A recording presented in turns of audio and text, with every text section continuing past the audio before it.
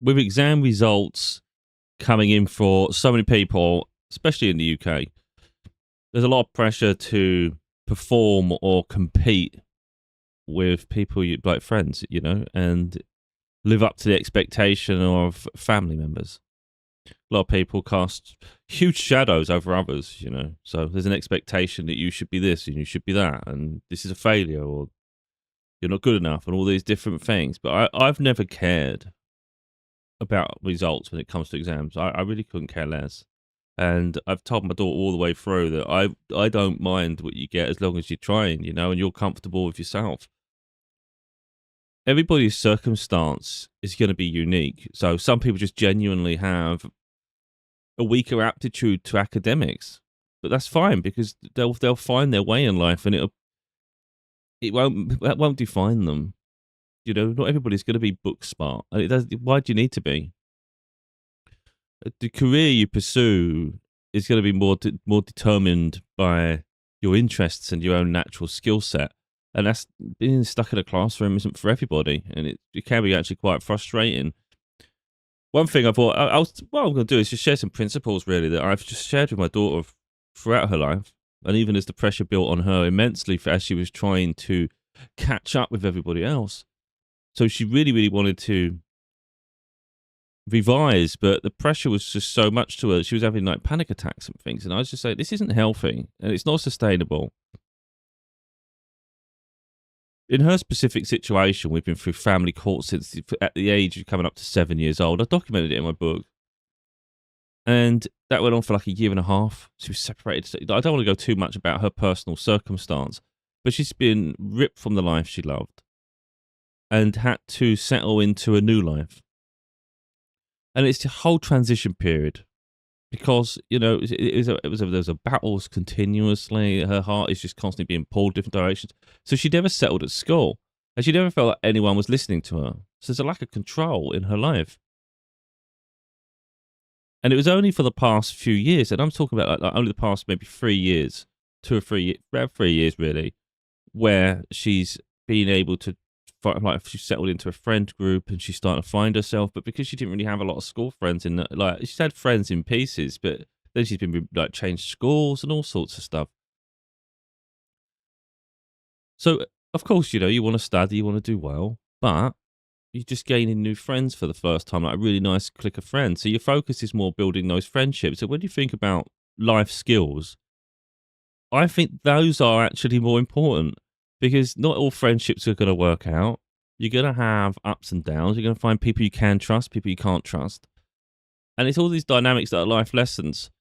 Getting a really high grade in maths in comparison, I don't think is really that important. How many people truly use maths in their lifetime? Like genuinely, like at a high level. If you can just do modest calculations and you understand the fundamental basics, you're fine in general. One of the things I say to her is the only reason you're really going to need high grades for things is it opens doors to opportunities that maybe wouldn't exist to the average person. But not everyone is interested in those roles. I mean, I haven't really got really good examples. Let's say you want to work in pharmaceuticals or science, then you're going to need specific grades to get into those that career path. It's not going to be open door to just anybody that's looking on a job website, for instance. But not everybody's really interested in that. So, yeah, it looks good on paper and it's impressive, and people should be applauded who do great. Who do well, then terrific. It's not to put a dampener on their success, but it's just be realistic with what is the test really determining. I know, because I've always had a problem with it in general. Is there's so many subjects to pursue. And no one in their lifetime is going to use all the subjects you learn at school. It just doesn't make sense. I mean, again, you can have a foundation understanding or something, but do I need to get a good grade in it? Like what, for instance, has geography and science got to do with English? What is, I don't know all the lessons now, but I mean, like history and things, there's so many lessons that take away your time from other lessons. That's the beauty with college. College, you get to go and do things you genuinely have a passion for and interest in, and you can just hone that skill in itself if you choose to go to college. In school, I just think there's too much, and then you get all this homework, so you never get time to just relax. It's always this constant pressure. Makes no sense to me. Like, what is the point of all these subjects? So when you get graded at the end and you get all these exam results and you go, oh, I didn't do too well in this, or I shined in this, well, it's no shit. Like, what is the point of being great at all of them anyway? Who cares? What did geography do for you? Unless you're going to do something in that field. A lot of the results are just pointless. It's just numbers on a page. Like, me personally, that's how I feel. And I can never understand how needing, like, for instance, I'll go on about me a little bit here. Like, for school, like, I finished school. You need 4 passes, so 4 A to C's. I just didn't focus. Look at me. I've done books. I've got all sorts of skills and all sorts of things. It didn't come from freaking studying at school. I can tell you that. I was someone that talked a lot. I struggled to focus. I was immature at that age. And these are other things I say to my daughter. School, with the way school is portrayed, is expected that you need to have your life together by the age of 16. And even before that, because you need to be prepared. And that's ridiculous for people, like children growing still. They're not adults, and yet they're being treated like adults. They have to make defining decisions for their life and reach some sort of bar that says you have an aptitude for everything. It's just unrealistic. So I don't mind. I have no embarrassment if you look. I don't care, man. It's like whoever I was led me to who I am today. And I don't feel that in any way that anything in terms of an aptitude for grading and education really made much difference to my life. It was more my life choices have either consequences or for good and bad. So it can elevate me or make me struggle. But realistically, it's going to be my decision making that matters more than any of the other things. So I got a B in religious education. This is a lesson I never even focused in. So the one lesson I genuinely didn't give a shit about and I didn't pay attention, I had a natural aptitude for, and I got a B. And it was a surprise to me because I just didn't even care anyway. I get a B for that, best grade. Then I spoke openly about all this. I've got a C in maths and a C in IT, computers. Computers are one of my favourite subjects. That and physical education. I like PE, I like sports. But I didn't like the theory to it all. But IT was probably the one that I was really more favourable towards. And I got a C for that. I think I should have done better. But at that time, we was only using word processor and things. I don't even see how you could have done even more with it. It's very basic.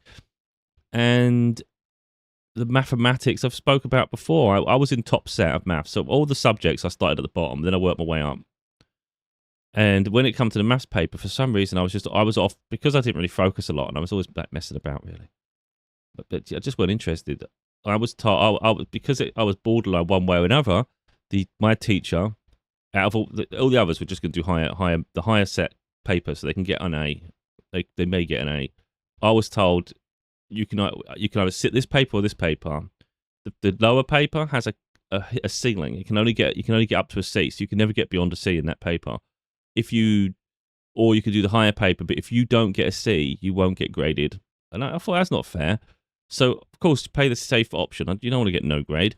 I'll do the weaker paper, and so that I could only get a C. So where I got a C in maths, I couldn't go any higher than that. It was impossible with the paper.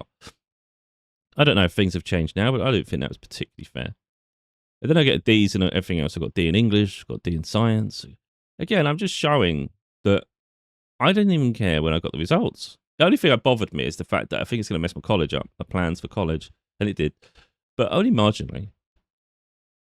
So with these life experiences, I sort of just share it with my daughter, though. I'm just saying that it doesn't matter. It didn't define. I don't feel it defined any area of my life. It was like the options were still available to me. It was just a longer path. But why are we all trying to race at the same speed as everybody else? Someone gets perfect results. I've got to try and match that. Why am I trying to match that? Who cares? There's plenty of people that go off to university and they either give up or they get distracted. They just party, do all sorts of shit. Or they just want it for the experience, and it's a waste of money. And there's so many, or they don't even use the degree they got, so they spent a huge portion of their life studying because they felt that was the thing to do, but never took the time to figure out what they want to do. So what are we doing it for?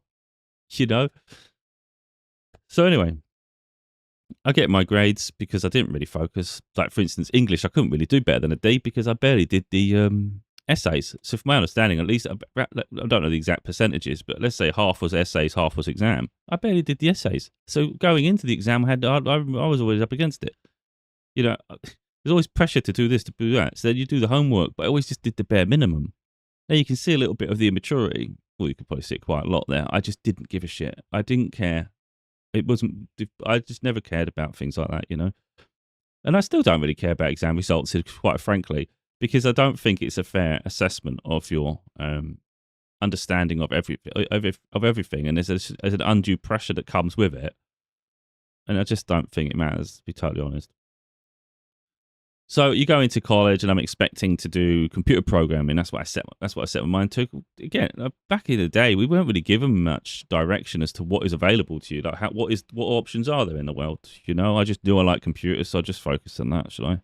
But then anyway. Before I get that far, I can't do computer programming. You need 4 passes, so you need C and plus.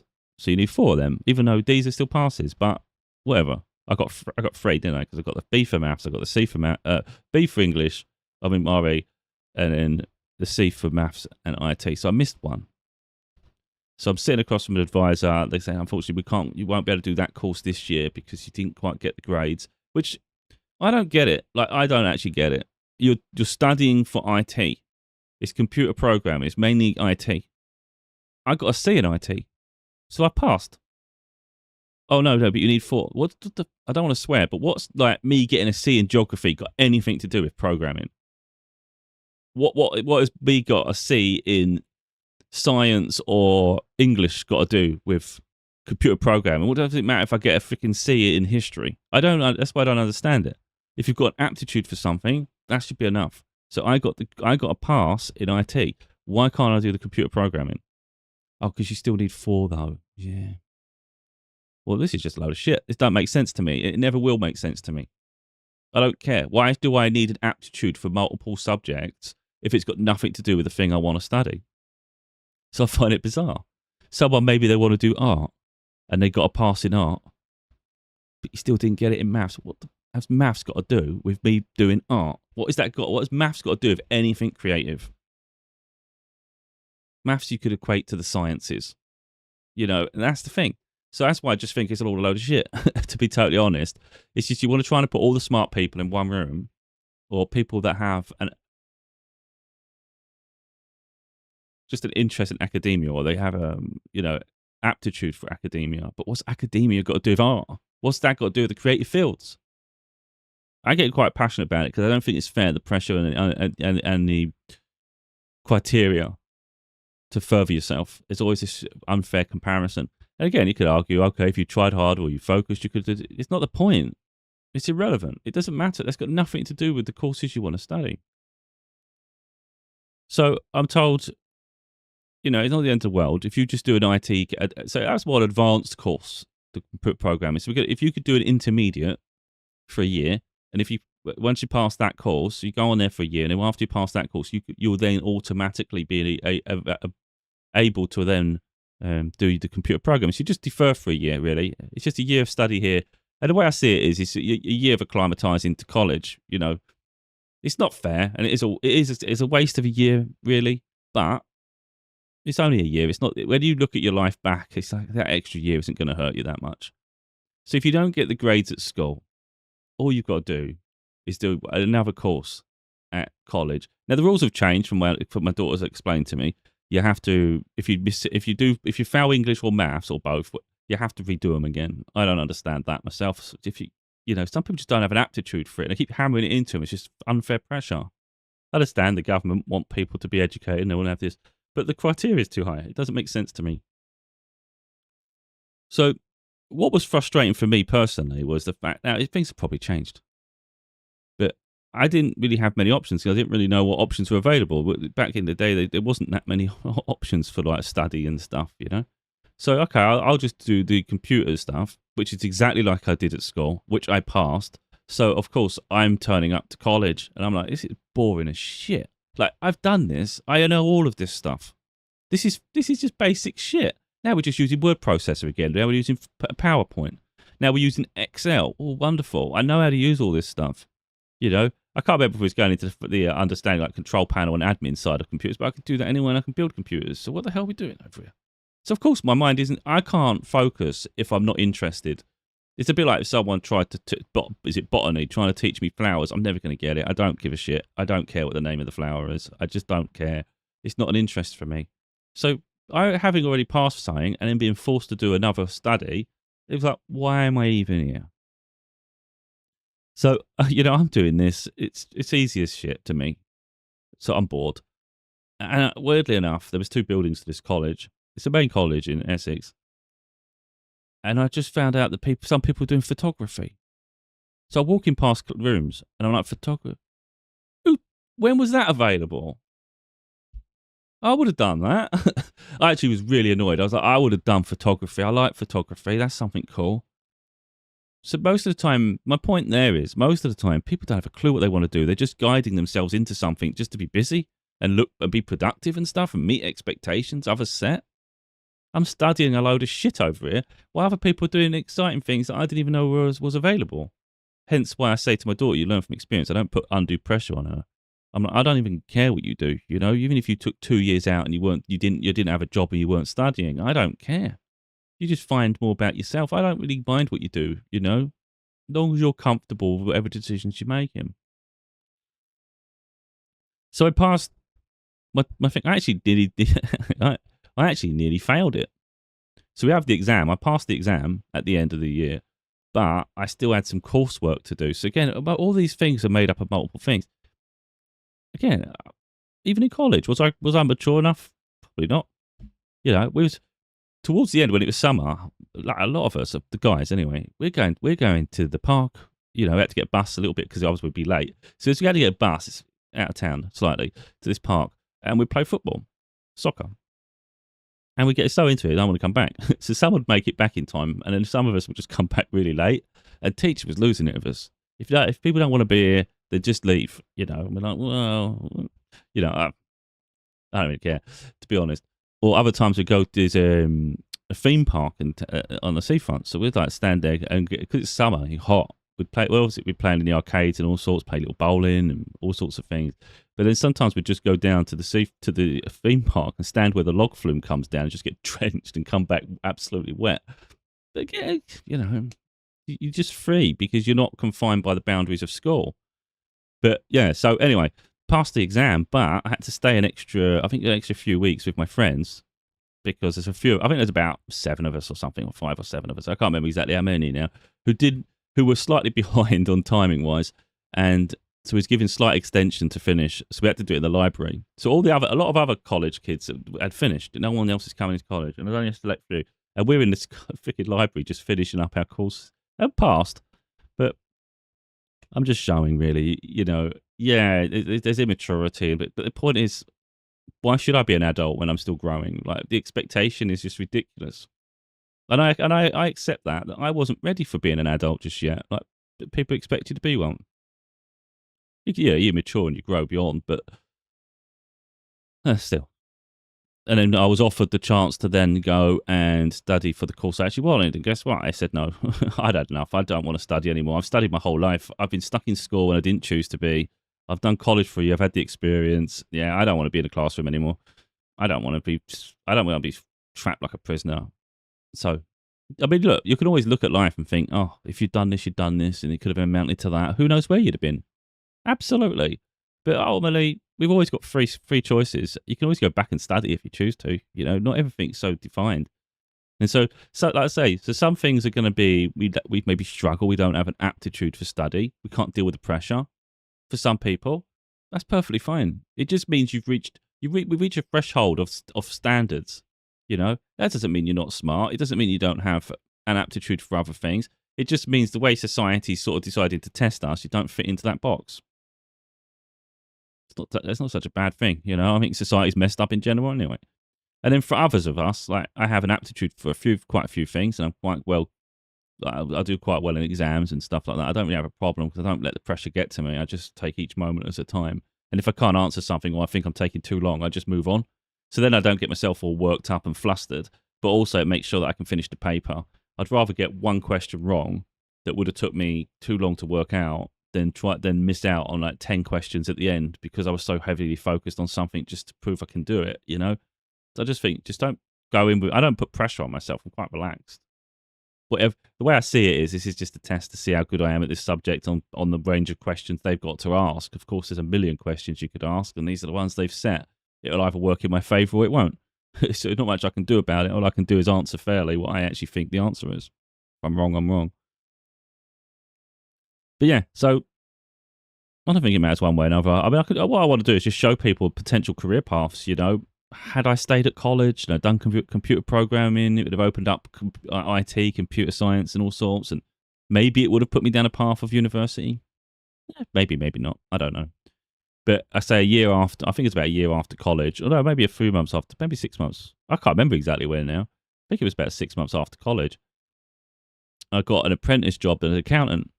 That's got nothing to do with any of this shit. That's got nothing to do. Now, maybe the Maths C grade helped. I don't know. I would assume it did, but I can't remember too much now. But I don't see how that had anything to do with me doing college. So I was there about 3 or 4 days a week. I think it's 3 or 4 days a week with a company.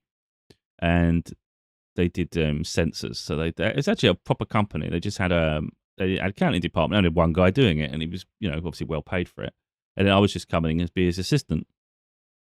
And then I would go off to a smaller college facility. It was like more out of town. I had to go get a bus into town, which is where the other college is, and then the main college.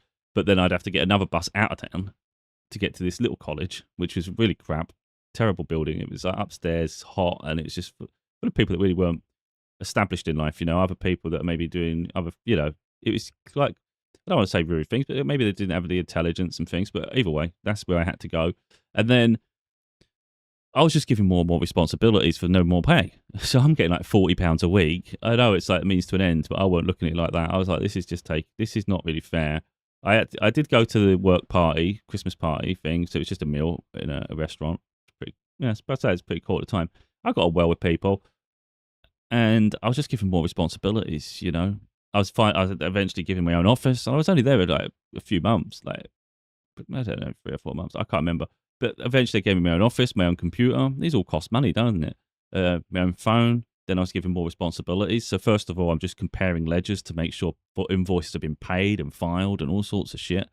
Then I was given the responsibility to chase up some debt, some credit, like get people to pay their bills. Then I just thought, mate, I'm doing photocopying, I'm doing all this ledger stuff, I'm doing all this stuff on the computer, I'm making phone calls. £40. And it was like the accountant guy is telling me about like his daughter's doing driving lessons and stuff. Like, you doing driving lessons? I'm thinking, do you understand how much money I'm making? Your daughter, like, I'm just seeing someone who's potentially wealthy and there's me in the poor side. I'm thinking, you're giving me more of your job, and I didn't. Again, this isn't to define anything, or I want to show the reckless side to a degree, but it leads you to a path. Is the whole point of this. What if I'd stayed there? Clearly, I didn't. But what if I'd stayed there? God, money wouldn't be a problem, I wouldn't have thought. So I could have done computer programming, gone to university, could have done the accounting, could have done really, really successful financially. But my life isn't all about money. So when you're surrounded by people who that's their only goal, then sort of the metrics aren't going to add up for you. I just always just wanted to be happy and fulfilled. So I'm just following I'm just beating to my own drum, just following whatever interests me. I'd happily take less pay to do something I enjoy, So downstairs, I could hear through the floor the people just having a laugh, people enjoying themselves. It was like a warehouse environment. I was thinking, that's interesting. I like the sound of that. That sounds like my vibe. That's interesting. So ultimately, that's just what I fell into. I was doing other stuff, but I'd learned, so a lot of the skill set I gained in workplaces just came from the workplaces, Started off at a cash and carry in terms of like warehouse, but it was more retail warehouse / so you're getting used to the environment to a degree, a bit more dangerous things around the place. Not too dangerous, but you're learning. And then I've gone off to other places, bigger warehouse, established warehouse, proper logistics companies. I've worked. This is the thing, like you can, if you don't keep yourself pigeonholed to one location, because some people are scared of change. And I just think that, again, these are all skill sets.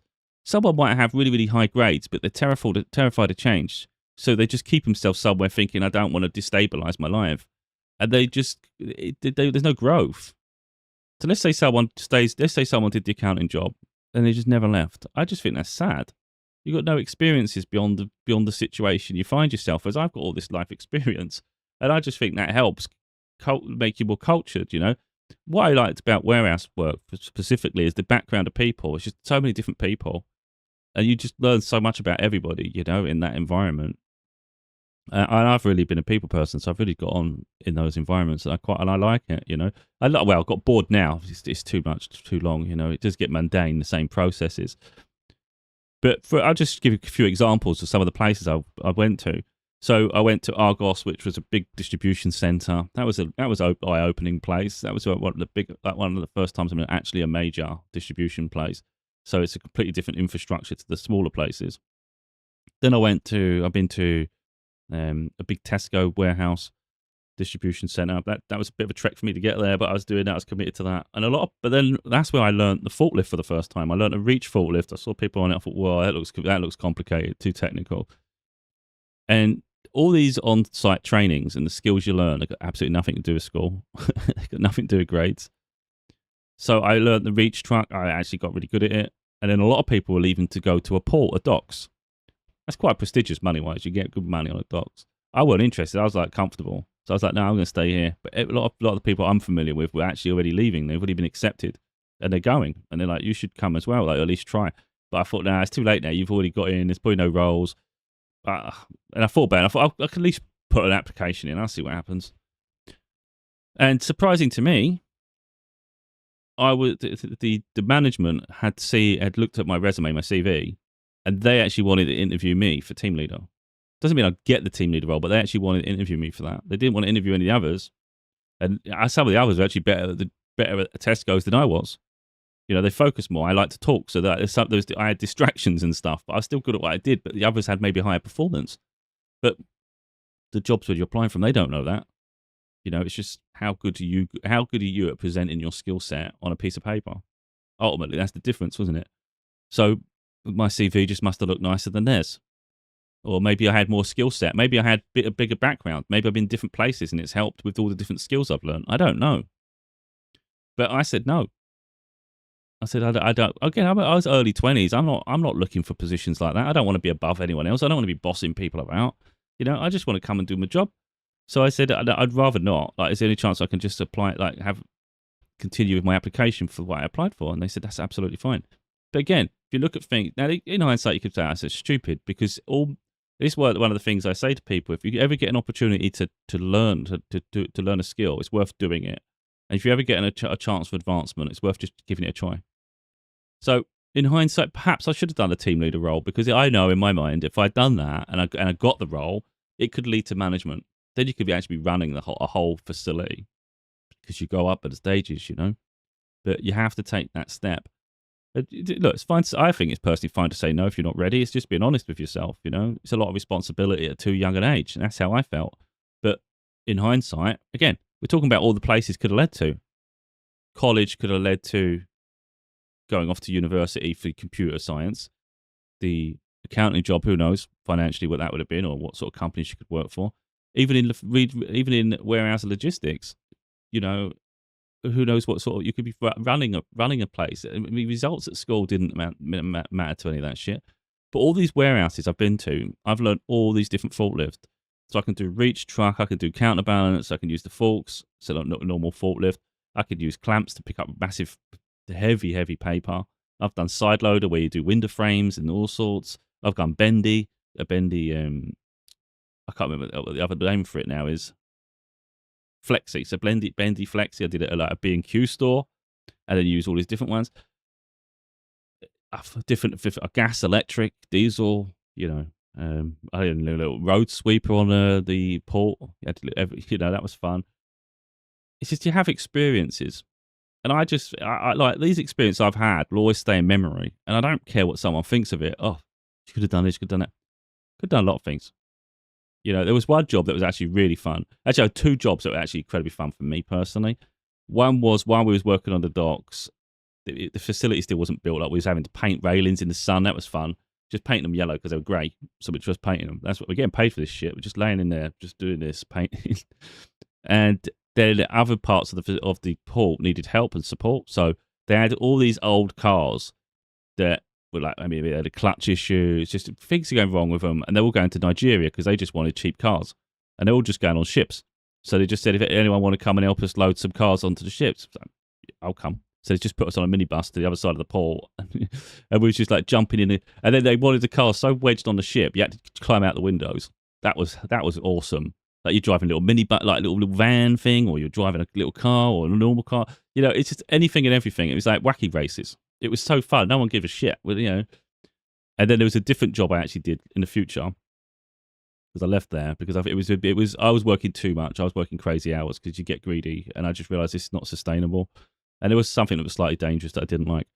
But anyway, then I found an agency job, and it was actually go back to the docks, but it was brand new Hyundai cars. So they had them in like lots, and then you would given assigned a specific car, so it'd have like a license plate or VIN number, whatever we were looking for. I can't remember exactly what we was looking for now.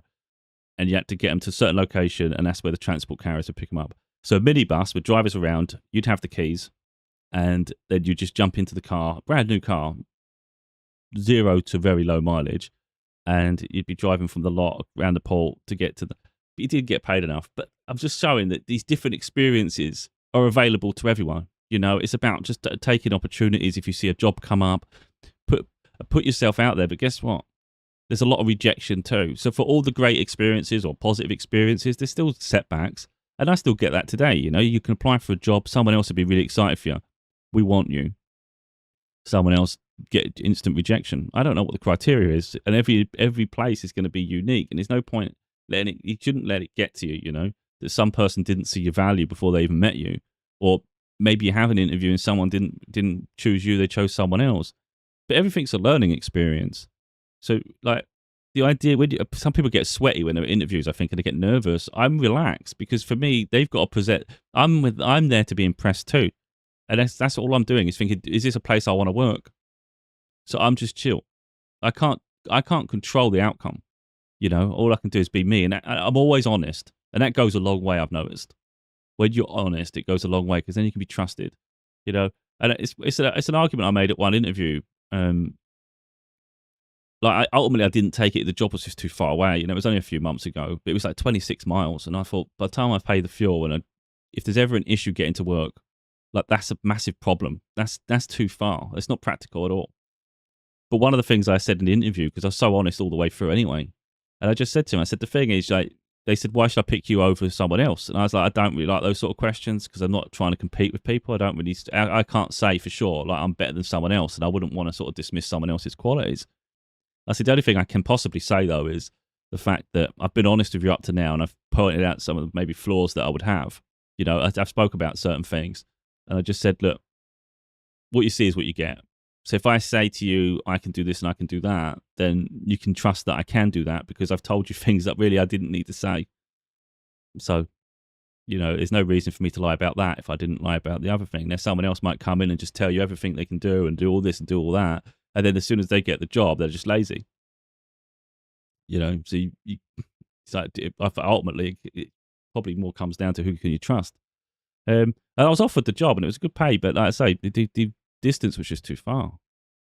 But everyone's going to have their own way of behaving in things. But it's like you might get denied one opportunity, but you learn from it. Like, I think you might come back and think, oh, I wish I hadn't done that, or wish I hadn't said this, or wish I'd been more relaxed. Well, I'll do that next time.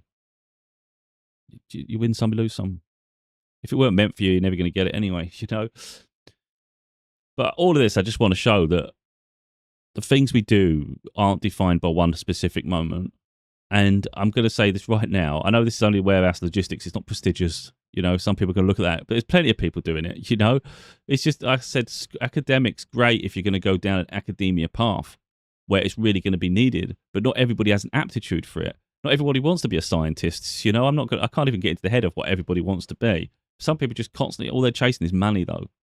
Are they genuinely happy with what they're doing, or are they just doing it because they've settled for the money? It's like, that doesn't necessarily mean you're going to have joy in your life. So there's nothing to suggest that someone that's doing science is any more happy than someone doing logistics. It depends what you've got an aptitude for and interest in. It's just some people have like an attitude where they think they're doing better.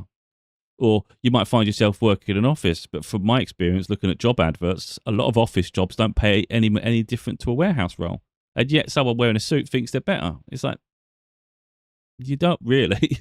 So like I say, with me, I've learned all these different skills. So I have very deep aptitude for multiple things. And I've even gone off and done other things too. You know, my biggest battle, my biggest accomplishment is fighting for my daughter through family court. that tested me on everything, to my character, my determination, and my loyalty to her, all these different things. I had to drive up and down the country. That was no small feat. And that was a prolonged period of suffering and having to keep working through that. Ultimately, what happened is I had solicitors help, like, who were doing my statements for me, and I would confirm it, because they know about me, they know the situation. By the end of court proceedings, and this is what I'm like in everything I do, I'm very hands-on, and I'm always analysing. By the time I finished court proceedings, I was writing my own statements, all of it. So my solicitors would look over it and go, there's nothing we can add to that, that's perfect. And then they would just sign, they would just agree, and then they'd get me to just sign it. They didn't even make it a change. So I was writing to the same professional standard that they would be able to do because I was picking up and learning from them. And I knew what I needed to do. So that's what I'm always doing, It's always quite practical with me. And I'm always I'm always trying to improve. So that's probably where my writing started, I've always got an aptitude for it anyway. But that was probably one of the biggest things for me, was to see that legal professionals were comfortable with the work I had done, that it's to an equivalent standard. And I thought, well, that's pretty cool.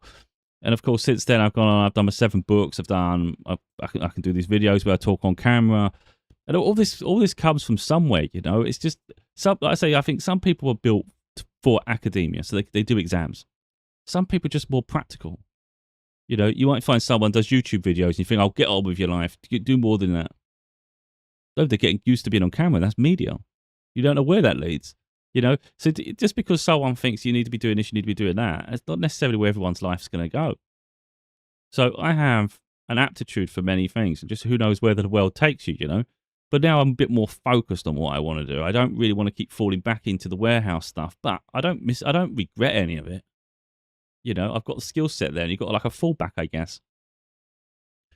But the whole point there is everything I learn along the way. And if I'd made different decisions, it could be management by now. That's the thing, isn't it? But everything I learned along the way was me just having a willingness to try. So if a job says, "Oh, we've got this forklift, would you be interested in trying it?" Yeah, I'll give it a go. I'll have a go at that. So when I left Tesco for the reach truck, I was driving a reach truck, which one goes high, but it's internal. When I went to the pool, that wasn't even a reach truck. It's just because you've got an aptitude for the reach truck, you should be able to do the counterbalance, which is completely different mechanics. And it took me a little while getting used to the pivot turn, the way it's 4 wheels and all sorts of stuff. But I got used to it, and you just pick it up. And it's just, that's the way it's always been. It's just, anytime you do something new, there's always going to be a level of nervousness. So it's not a case of, you just jump in, you're really calm. No, you're nervous. You don't want to make a mistake. And you want to be good. But guess what? You're going to make mistakes initially. So it's no different to when you do, the way I see all of this, especially exams. It's like some people pass their driving test the first time. Some people it takes 5 times. In 5 to 10 years, when you say you've got a driving license, who cares how long it took to get it? Who cares? What makes that person any better? You both got experience now. You both moved on. So I just don't think it matters. And this might be another thing as well. You might have a family member or someone that's born the same year as you, but you're both in different years of school, because the cut-off is August, I think, or September, October, but it's before the school starts, isn't it? So let's say you was born February. Let's say you was born February of one year. Someone else was born October that year. Well, the February one's going to be in school before the October one. So like you'll start primary school, you go through high school, anyway. So you'll be in high school before the October one. They'll come into high school a year later. So the other way to look at it like that is, let's say you do a year of college doing the course you didn't really want to do, but you're going to do it and it'll get you the course you want. By the time the October kid finishes high school, you're now at college doing the same course. If they get all the grades, let's say they get all perfect grades and you didn't get the grades, you're both going to college in the same class now. So if you just look at it that way. But I just think comparing and competing all the time is just pointless. If you have to do an extra year of college, it's not. I just never see it as the end of the world, because, okay, someone's gone to university a year before you. Why are we in competition with anyone? We need to just live at our own pace. When I think back now, I wonder what had happened if I really focused on my English exams at school and, not the exam, but just did the essays. I know I could at least got a C, and I'm probably getting near B's and things because of that age group. Now I think I'd ace it personally, but I don't even care because I wouldn't even want to be tested. But I've gone on to do all of my books. I'm still writing more, and I feel I'm pretty good at what I do. So, did the school define me? And many years later, like my daughter was born 2010, and I think it was around about that year or the year after. Where I think it's the year after because I just want to do something in my life. I want to do more than what I'm doing. So I applied for open university, so you can do it from home, but it's a lot of pressure because you've got all these other responsibilities. But I was doing that, and it was a computer programming thing. It was supposed to be towards a computer science degree, and this one was a programming course. It was pushing me. Like I'm good with computers in general, but this was new stuff to me. I don't know coding and all that stuff, and there were some people that found it really easy. To me, it was giving me a headache because I was just trying to get around it, like binary and all sorts of shit. And I did pass it in the end. Ultimately, I did get through it. It was harder for me than others, but that was a lot to learn in a year. Like, you was really under the cosh. But that was a university level course I passed. And I did it in my own time, maybe 10 years after everybody else. Or 8 years after everyone else. I don't even know. But does it matter? So ultimately, I passed the college course and I passed the university course. It's just that you do everything in your own time. It doesn't matter. So I've got all these different skill sets, and all these different passes, I could have gone on to live this life. I could have gone on to live this life, this life, this life. The way I see it all, though, is everything led to where, in my opinion, where I'm supposed to go. All these life experiences, they help mold me and they help find me to me. One of the things I would say, because, again, some people just chase money. They think gold, the treasure's everything. I don't. Where I met my now ex, but my daughter's mother, was through one of the early jobs I had after leaving college. So the reality is, it's very unlikely, had I carried on at college and finished, gone on to do the computer programming, it's very unlikely I would have met my daughter's mother. I don't think our paths would have crossed. You don't know, because obviously serendipity and all that. But ultimately, I don't think that would have happened. So maybe I'd have a child later on, but it wouldn't be her. I wouldn't want anyone else. So I think you can always look at a hypothetical situation and go, I wish it had been this, I wish it had been that, or I wonder what that could have been. But ultimately, your life would have unraveled in a completely different way and not always for the better. So when we go back to school, did it really matter? And that's really what I've been trying to do with my daughter. Just take the pressure off her to say, look, it doesn't define you. It defines your options when you finish school. That's it. It just defines your options when you finish school. After that, it amounts to nothing. When you apply for jobs as an adult, for the most part, for most people, you're not even caring about your grades. You don't even put your grades on it anymore. No one gives a shit what grades you got at school. It's got nothing to do with your aptitude for the job you're going to do. It's really for academia. So when you want to apply for some sort of course, but the course I did at university had nothing. They didn't even care about any of the results at school. I actually went to do another one, actually. So I did my IT course at university, and it was going to be towards a degree. But the next ones were worse. It was networking, so it had a lot of binary and all sorts of shit. I thought, this is nasty.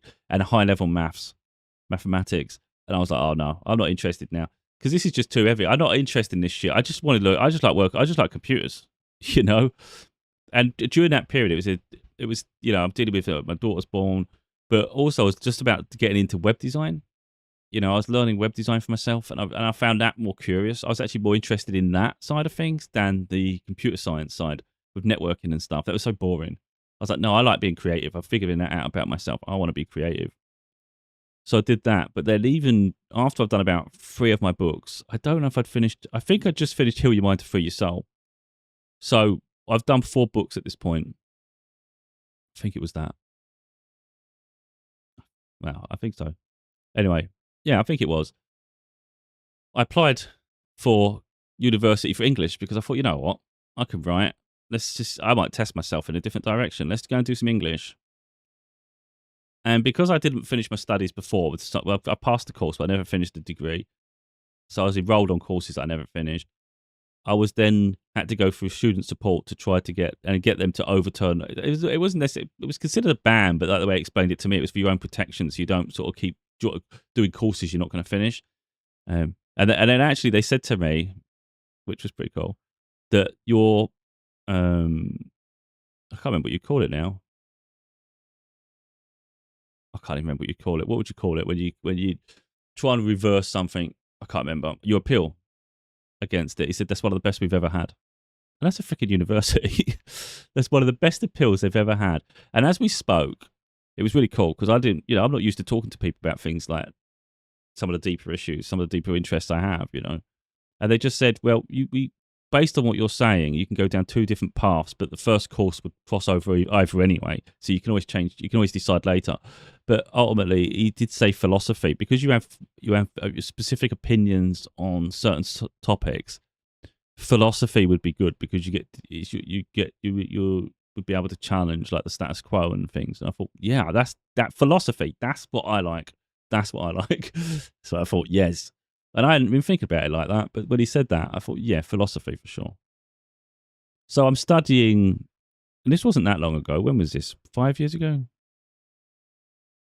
2022, 23. I think it's 2022. So it wasn't that long ago, was it? 4 or 5 years ago, yeah. And I was doing it, but then the real thing is, I started to study when I just left a job. So my focus was, I'm just going to put all into this. I'm going to study this. I could do it if I want to do books on the side. I can still do my next books, but I can do this. I'm going to put and I'll just maybe find out instead of doing like full-time hours somewhere, I'll just do somewhere part-time. Whatever comes up, I didn't really care. It's like as long as it can pay bills. But then I got an opportunity. There was a decent, really good paying job that I applied for, and I got it. And now I'm juggling everything. Now, when I started this university course, when I enrolled for it, I didn't have that. So I take this job, and I'm trying to balance everything. I'm trying to work on I'm trying to work on my book project. I'm trying to study for university, and I'm also like from distance, which means you still got to put a certain amount of hours in. I think it's about 18 hours a week. A bare minimum you had to be able to do really because the demands for this role, the study, it was crazy. And I was struggling with it because I was then working full-time, good-paying job that also it was just starting out, a big water utility company. They're making everything in-house for the first time. So there's a lot of infrastructure change, but they also needed so much overtime, and the expectation was you do it. So I'm obviously arguing for biting back. Like, I can do this, but I can't do that. And it was annoying them because they want everyone to be able to do everything. And it's like, mate, I can't do that. I've got to study here. I'm trying to study on my lunch break. I'm going to the car, I'm trying to study, and I'm trying to do this. And it's like the pressure was just crazy because I haven't really got that much time. So I had to make a decision in the end that what I was going to give. Do I finish a degree that's going to take potentially 5 years? Because that's just one lesson. That's just one course out of all the others, which is a huge sacrifice. Or I can continue doing what I'm doing with the books anyway and do a book a year, which is what I was doing. And I think that's more of a personal accomplishment anyway, and you can potentially earn money from. And I had a stable job anyway that's paying decent money. I've seen plenty of people get degrees and they don't even make the money I'm on. So, well, something's got to go over here. It's not sustainable. So ultimately, I left the course, and now I just think maybe who knows how that could have gone. I don't know, but I did get a positive appraisal for my first. I don't know if you call it. I can't remember what they call it now. I can't remember what they call it now. But anyway, assessments. So you get like these assessments after each thing. So the first assessment was based on historical figures. So we were studying Cleopatra, and I think it was either Cleopatra and the Virgin Mary. Then the next one was Queen Elizabeth, the first Queen Elizabeth. I can't remember now, and someone else.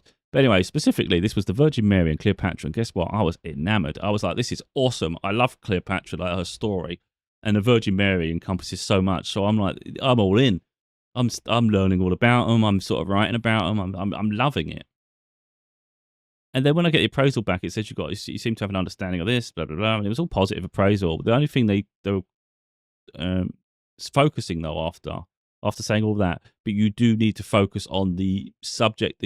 You do need to focus on what's being asked of you. And that's why I thought, this is just shit, because I love what I was writing about and I was really really passionate about it. But it turned out that because it's the first lesson of the first subject in maybe out of 5 to get a degree, it was really just the foundation of learning how to quote and cite content material. So it was really it was connecting the dots, but just being able to accurately quote it. So you have to put in brackets, put the date and the page number and all this shit.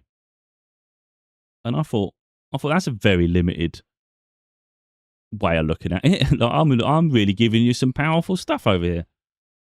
So I wasn't too impressed because I thought I'm not doing all this shit just to freaking spoon feed you crap just because that's what your criteria is. And that's really why I don't like academia in general. I don't like the fact that there's no freedom to be yourself. Like, I'm here to question the way things operate, you know. I'm here to give some profound insight here. I'm like working my ass off. I'm thinking it's powerful. And I'm just getting told, no, you need to focus just on the quoting. That's what we're looking for. We're just looking for the quoting. If you can just focus on that, it's like, oh, this is shit. I've got a job to do and I've got a book to write. I haven't got time for this. And then I just started looking at these were really, really powerful individuals to me, Cleopatra and the Virgin Mary. Then it was going to start, then it went over to, I think it was Queen Elizabeth and Mozart. Then it was going to go Van Gogh. And then it was going in different directions with other people. And I thought, these are boring people now. I don't want to hear about Mozart. I was getting bored shitless. I know a bit about him. It stayed in memory. The fact he had a talented older sister. I think she was an older sister. But because she was a female, especially back in those days, they weren't treated in the same way a male was treated. So Mozart himself was given a lot of, afforded a lot more opportunities. His dad paraded him to wealthy people because he had those connections. And he started traveling all around the world, like especially Europe, to perform. And his sister, who had equally gifted talents, was being taught at home to do household chores because that's expected of a woman. And that stayed in my mind. Like, that's not right. That's not right at all. That's really, really poor. I can't remember the ins and outs of too much, but that's always stayed with me that little bit. And yeah, that's probably not even the bit you're supposed to be remembering. But anyway, so yeah, I didn't finish that. Again, all these things, if you'd done this, you'd done that, done this, done that, who knows what you could have been. But let's say I did pass get my English degree. What am I going to be, a librarian? I don't know. What was that? What does it even do? It was mainly for me. And we have goals. One of the things is we have goals in life. Like, we set targets. One target I had all these different life goals, you'd call it, and I've passed everything. The only one that I've adapted is that I set out, like, one day maybe get a university degree, just because it's something hard to attain. You know, I'm trying to look at goals like they're impossible. One of them was write a book one day. That was a goal as a little boy that I was like, one day that'd be cool to write a book. Never really thought about it too deep after that, but it was always a goal there. That I'd always wanted a typewriter, but these little things, you know, these are personal to me. But I didn't always tell people about the typewriter. I've got 3 typewriters now, and I've done my books, but a degree was one of them. But that was more just, again, pushing myself to do something that was really challenging. And then when I passed the degree anyway, the course at university, I just changed it because I thought, I don't really care. I don't see myself doing 5-6 years of this shit. It's not for me. I'm past all that. So I just changed the goal. It's fine. You can move the goalposts back and forth. And I just changed it to pass the university course. Now, people don't have to do that. You know, you don't have to set those goals or spend time in those areas. It's just, the whole point is you find yourself along the way. And you can take detours and do all these different things. But at no point has anything I've done had anything to do with my exams at school. It made no difference to any of the opportunities I had. The only potential one is the accounting. Maybe they needed a C and above for mathematics. It make sense. It's accounting. That's the only thing I can think. But because it's so long ago, I can't remember. But that's all I had. And I had the IT course from college. Again, maybe that helped. So maybe certain things help unlock doors. But when I was at college, people were allowed to resit their English and maths. There was a certain study you could sign up for, and then you could resit it if you wanted to. I didn't want to go and resit it. So I could have turned my English into something else if I'd, not necessarily, you'd just have to pass, you know, there's no guarantee you'd got a higher grade, who knows? But I didn't want to go for that again. So it's not the end of the world when you don't get the result you want at school. It's just the beginning of the next chapter. It's just how much of a head start do you get? That's the way I see it. How much of a head start do you get over other people? You know, do you just get to jump straight into the thing you want and you can just see where that leads, or do you have to just take a little detour? But it's all about adjusting anyway. You're not always mature at that age. So at 16, let's say you're not ready and you're just going to go partying and shit, then who cares what you're studying? It doesn't matter, does it? You know, what's the point of being 10 steps forward than other people, but you're not mature enough to handle being 10 steps ahead anyway? So, yeah, I just think life experience is more important and finding the things you want to do and then focus on getting there. And it's no different. Like I say, things, in my opinion, are no different to driving. You know, you might look at people and think, oh, I'm never going to be able to do that. It's too complicated. Then you look at it. This is what I did. I looked at people driving, and not always, you know, some people just look like absolute lunatics, to be totally honest. You know, when you look through the window, you think they look like a nutcase, they look like a nutcase, but they don't look like, I'm. If they can do it, I can do it, was my attitude. And that's the way I've always been. I've always had that mindset. If someone else can do something, then I can do it too. Like, I have the potential to do it too if I have the same commitment to do it, to accomplish it, you know? So it's not about me competing with other people. It's just more, if they can do it, then I can achieve it if I want to. I've just got to have an interest in it. So especially driving, it's like, well, if you can drive, I can drive. Okay, it might be complicated at first, but I'll figure it out. And of course you do. And I passed. And I've been driving ever since. Okay, you could just say it's just driving, but everything's just. It's just an exam. It's just driving. It's just freaking learning this skill. It's just picking up this aptitude. It's just having this interview. It's just doing it. Everything's just. But of course, there's a challenge to everything. But we have to push ourselves to do things. And I say this all the time. Like, if even in me, like a career breakthrough, let's say a career breakthrough requires me to relocate one day or take a leap of faith.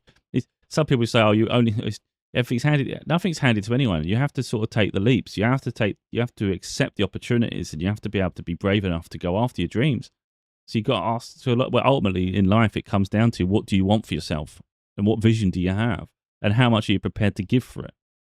Who cares if it takes longer? You know. So anyway, I don't want to sort of drag this out. I think it's gone way longer than I planned, but I just hope it empowers people to just say, look, life doesn't end as soon as you get your results. You know, there's still so much to experience, and just because one person has one experience and you have another, it doesn't make yours any less significant.